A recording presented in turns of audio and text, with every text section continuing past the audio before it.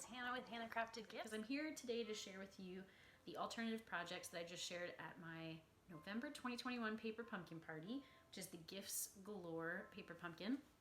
And so I'm going to show you what I made. Some of it is inspired by others, and I will definitely try to give credit where credit is due. So let's see here. I don't know where to start. Okay, I'll just start somewhere, right? I gotta start somewhere. All right, so my favorite of the bases for the gift packages, which is what was intended for this kit, 9 treat packages, a tree, a snowman, and a pile of presents, was the pile of presents. That was just the most inspiring to me. I just like the look of it the most. So the first thing I did was I cut up the pile into the individual presents, and I used the great baker's twine. We got 2 different colors of baker's twine in this kit. I think Old Olive in white and then Flirty Flamingo in white. And made little gift tags. So I can tie these onto presents. They all have the to from stamped on the back because we got that great stamp in this kit. So I did that with the 3 bigger size presents that could fit that to from stamp.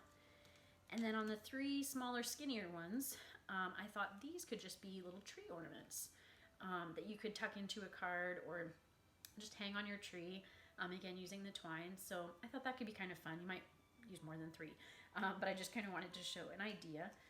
So that was the first thing. The next couple things with the presents I'll save. So let me reach across here. Sorry for the close-up. So then I thought that you could turn some of the trees into a little either table setting or a little just a piece of home decor. You could even attach the twine and make this a rather large ornament. Or I thought a tree topper, if you want to be really meta and top your tree with a tree. If I was going to do that, I would have needed to leave a little space at the bottom. I didn't think I would use mine that way, so I glued all the way down. But all I did was I took one tree, folded it in half, and then glued the sides together, right? So that you just have 3 trees making this kind of triangle little piece of decor. So I thought that was cute. It's not perfectly symmetrical, so you do get these little bits of the red background of the tree peeking through, but it was close enough to symmetrical that that didn't bother me, at least. I didn't mind that. So that was another quick idea. I always try to share ideas at my parties of things that you would only need to use the kit supplies for, because a lot of times I have new people at my parties and that's all they have. But I also have some people at my parties who have all sorts of other things to add in as well. So one idea I was thinking of was how to turn these into cards. Of course, a lot of people do cards, especially at Christmas. And so I was thinking you could do it with just the kit supplies, and I haven't fully put it together, but I'll show you kind of how I imagined you'd do it. So 2 of the snowmen, again, not perfectly symmetrical. You get a little of the blue back peeking there, but close enough that I thought it worked. So you could line 2 of those up, and then I thought you could take the circle label that came with the kit, fold that in half, and you would use that to attach him either at the top of his head. You would just need to cut off these little pieces peeking out, but then you could open it up. Again, I don't have mine glued together because I'm just showing you the possibility. But then you could open it up like this and you'd have lots of room to write on the inside. I guess you could also put that piece like on the side here and have it open the traditional way, a side opening card. So that would work too. But if you did have even just a piece of cardstock, and I just used basic white to keep it simple, you could create a standard size card, again, or the full size. But I went ahead and trimmed my snowman down. He's a little skinnier and a little shorter, and made it a traditional, at least in our market, 5.5 by 4 1/4 card, and he opens at the top. So all I did to do this was first trim down my snowman so he'd be those standard dimensions, and then I lay the snowman on top of a 4 1/4 by 5.5 card that I had made, and just traced his outline on the front. Fussy cut that out, making sure not to cut off the connection piece to the back of the card that's gonna hold it all together, right? And again, you could have done it on the side. In fact, there's a lot more space to do it on the side. I didn't know that that was gonna be the case because I didn't know I was gonna trim those sides initially, but then I did the same thing, you know, closed it up again. Now I had the back or inside of the card that I could trace him on, and then fussy cut that out. The other thing I was thinking you could do if you didn't want to trace is you could probably just fussy cut along him once you glue him down. And I even ended up doing a little bit of that because some of my tracing and fussy cutting hadn't been precise. So when I closed it all up, there were still some little white pieces peeking out places that I trimmed off. So a real simple way to make card, again, whether you have extra supplies like the cardstock or not. What else? Excuse me. Let's see. Next, I think I'll show some ideas that were inspired by a friend of mine, Renee Ewert. So she had, and I'm gonna have to really reach around the camera here. She had seen that these could be little luminaries with tea lights, and so I thought that was a great idea. Because now, of course, I've used some of the supplies, so I can't have double-sided little treat packages. But I thought just having them one-sided totally worked, and really stretched the supplies, because you can still make the 9 treat boxes as intended, but then have extras for these other things like the home decor tree or the cards. So I used the frosted gingerbread bundle, the stamp set, or the dies that come with this stamp set, and I thought it made a lot of sense to cut out ornaments on a tree, and so that's what I did on this one. Again, we'll see if it's gonna work. Well, I don't know if I've said this on here. I was saying this a lot at my party a few minutes ago. I don't know if it'll work in this lighting to really see, but oh yeah, you can see a bit of glow. Now, of course, I have the tea light over here so that you don't see it through this ornament. But that works. I'm glad you can see that. It was real sunny in here earlier. For the snowman, I thought it made sense to use the snowflake. So for him, there's that. Hopefully with the glare, maybe. It's probably hard to see. I don't know if I can. Maybe it is too bright in here still. We gotta get nighttime to really show this off. Yeah, that's not coming through. We'll check my blog for the pictures. I'll take some pictures in a darker space, so hopefully you can see that better. And then lastly, pardon me again, for the presents, I used the little peppermint wheel from this same set to cut out little peppermint wheels in each bow of the presents. So one thing I will say, and on this one I was able to add those pieces around the base, which I thought was fun, and they're really fun colors because they got like multiple colors from the die cut. One thing I didn't realize, I was looking at my dies, and for instance, this is the snowflake. I thought, well, I'm not going to use this because I don't want just a big hole. That would work, but I wanted something a little more delicate for the light to kind of refract through, and so I thought that would be great. And of course, it ended up all right, but when this cuts out of paper, you're left with a hole like this, and then a piece of paper. Throwing my dies on the floor, and then a piece of paper that looks like this. So what I had to do, this is the white piece from the card base, because I'll show you, I did, once I cut out with the die on the front piece, I then lay that down on this box base and traced a little bit to see where I needed to lay the die, and then just die cut through that base as well.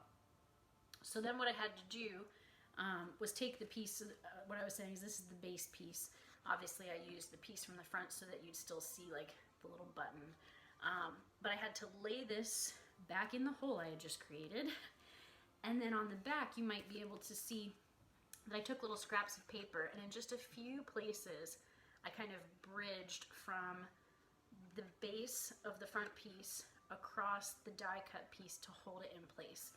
Because if you just stick it back in there, it's going to fall right back out of, again, the hole that kind of looks like this. So hopefully that makes sense. Definitely takes some fussing, but I think the result is worth it. And oh, you might have seen I added a little strip on the back there. I had a little something to hide, so I added that piece. No piece goes wasted. That was from the bottom of my snowman card. Here's one last luminary. And this one I thought it'd be really fun to just take the existing twinkle lights that are on the tree, use my little take a pic tool. Excuse me, I have a dry throat from just having done the party. I think all the good talking we did. So I just poked holes in all the little white lights that are on the tree, and we'll see if the light shines through. Hopefully you can see that a little bit. The yellow glow is coming through. Again, in a darker space, I think it would come through even better. And on this one, I thought, why not stamp? I don't know if you can see the bow. I think it's too bright. The light's blowing out. There's the bow.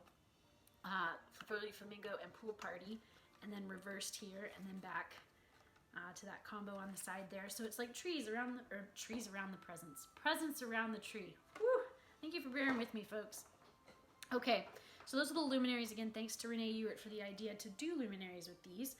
She did hers a little differently, and you can see those on her video on her YouTube, Renee Ewert, if you want to look her up. Again, back to the presents, just a couple more things to show you. Those were the most inspiring to me, and I was reminded of the, to me, old-fashioned advent calendars that would have little, they would just be, you know, kind of paper, like a very thin cardboard box, and they would have little doors that you open for each day of Advent. And so I thought these presents could kind of do that. And I had that idea, but hadn't figured out how I would do it yet. And I was online and saw that Laura Siki, I hope I'm pronouncing your name properly, and I'm sorry if I'm not, she had done that. And so I used her way of cutting the presents to do it too. Pardon me. Again, I made some changes, of course. And so I did mine a little differently. But this is just a standard basic white card base. So you open up the little presents. This one is up on dimensionals just to give that pop. But you can see this one opens up and it has the Oh What Fun stamp from the stamp set. I used almost every stamp in the stamp set on this. This one has the snowflakes. This one down here has Happy Holidays. I also used almost all the coordinating colors. And this one has the Merry Christmas. So I really, really love that card. Thank you, Laura Siki, for showing how to cut that. I also found this one and loved it, and then realized it was also from Laura Siki. So again, made some changes, but this is a slimline card. So it is a 8 by 9 1/4 base, then scored 2 inches in on each side in portrait. And so it's kind of a secret gatefold card as well. I did mine so that you wouldn't be able to see the opening seam by piling the presents strategically down that opening. And so this one and this one here, I just realized it's not tucked back in properly. So let me fix that. But there's just 2 presents up on dimensionals. I know that's hard to see on a video. So the green one down here in the bottom corner is key, and then that's the one Laura had used, and then I added this one as well. So those are both up on dimensionals, and then the rest are glued down, and so you open it like this, and it reveals. I haven't stamped a sentiment obviously inside yet, but there's lots of space in there for quite a love letter to someone at the holidays. And then it just slides, so this green present slides under the red, and then the red and pink slide under the green, and it keeps itself closed. I thought having that at the top just kind of gave some additional support to keep it closed. And again, I loved lining up the presents so that they're hiding the seam. I'm not sure this pile of presents would actually stay stacked. I think this would be a weak point for sure. So I was trying to find a balance, no pun intended, but always appreciated, between physics and the composition of the card. But hopefully that works for you too. So I thought this was really a fun kit to do alternatives with. Sometimes treat packaging kits can be challenging to do other things with, but this one was a fun one. So thank you for watching and bearing through the coughs.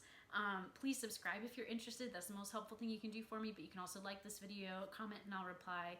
And please keep watching and share with others who you think might enjoy. This is probably a struggle for you to watch me struggle. Let me take a drink of water.